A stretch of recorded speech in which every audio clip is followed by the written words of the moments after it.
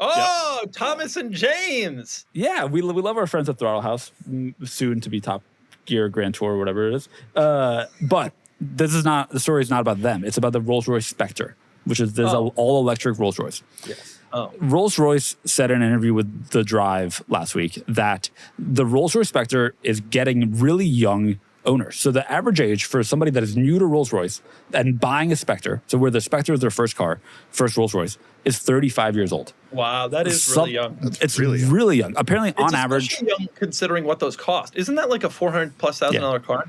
Yes, I believe so. Yep. Apparently, the average Rolls-Royce owner is now only 42. That they used to be around 60 years old, like 10 years ago. That surprises me too. I'm sure the Cullinan has helped with that. That's surprising. Yes. Yep. And it just, I suspect their goal was that these would sell. And they clearly are selling to young consumers in a way that I don't associate with Rolls-Royce. 40% of Spectre buyers are new to Rolls-Royce. Like their first Rolls-Royce is a Spectre. I got to tell you, we talk a lot about how EVs aren't the biggest sales cars, especially at the price point. I do see, when I'm in California, I do see a lot of Spectres around. Because when you really think about it, like the world of EV, this is perfect for the world of EV. It's quiet, you know, torque for days. Seamless. Yeah. Yep. And I've always felt that. I felt that this is the perfect app because the engine, when you drive a Phantom, it's like as you do, the V12 really isn't part of the experience. That you appreciate the smoothness and refinement, but you don't hear it. You're not supposed to. In fact, they're intentionally trying to engineer it out, essentially, which electric allows you to do. Totally. And the car weighs a ton already. So it's like you're not really looking to conserve weight necessarily. Of all the EVs I've driven, like obviously the desirable, the Model Y and the Mach-E are really good, but like this is one of my favorite EVs I've driven. I think it is just a perfect application, really well done. I think an SUV would probably be a smart move, but I don't know how well they actually sell. I see them depreciating and with offers, but that's kind of true of all Rollses. Cullinans have lost a lot of value. But it's an appealing car, and if it's gotten young people to Rolls, they're probably really into that. They must be thrilled. And by the way, if you're 35 and don't own a Rolls-Royce Spectre, do better.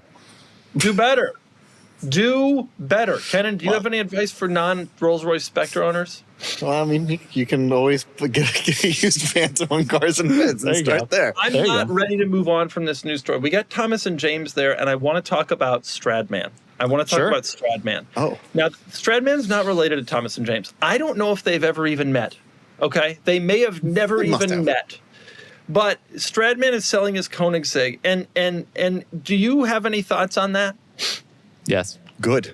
I mean, it was inevitable, right? Like the amount of money he was paying for that car and how unreliable it is seemingly all Koenigsegg's are. Like it's not a surprise at all. That's less newsworthy than the Nissan. I've said many times that Stradman is my guilty pleasure.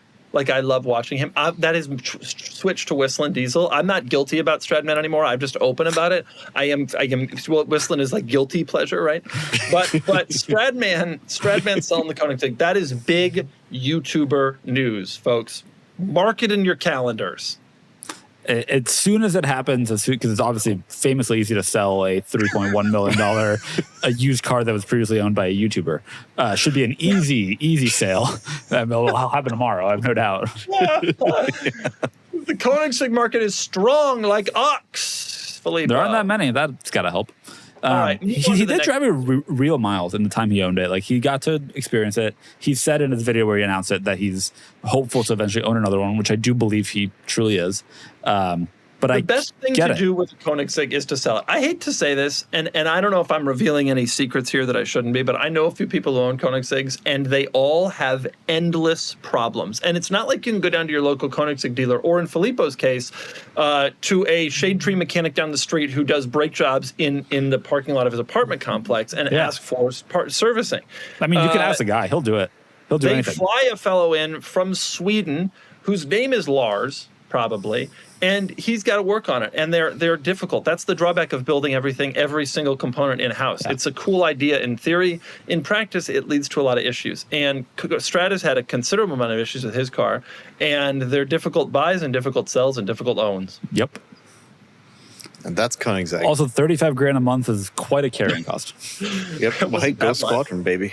35 a month isn't that much. Because he's leasing it, so it's a fixed monthly payment.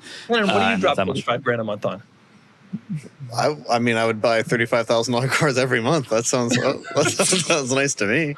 You can have the nicest C39 M5 every month. No. All right, move on. We got more news. We can't have more news. There must not be any more. Are you ready for your next cool car? Sell your enthusiast car on Cars and Bids.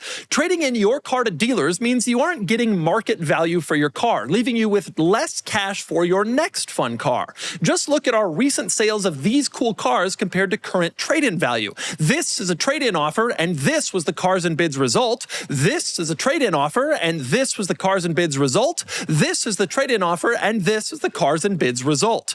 Get started now on carsandbids.com. Sell on Cars and Bids and join the best community to sell your enthusiast car.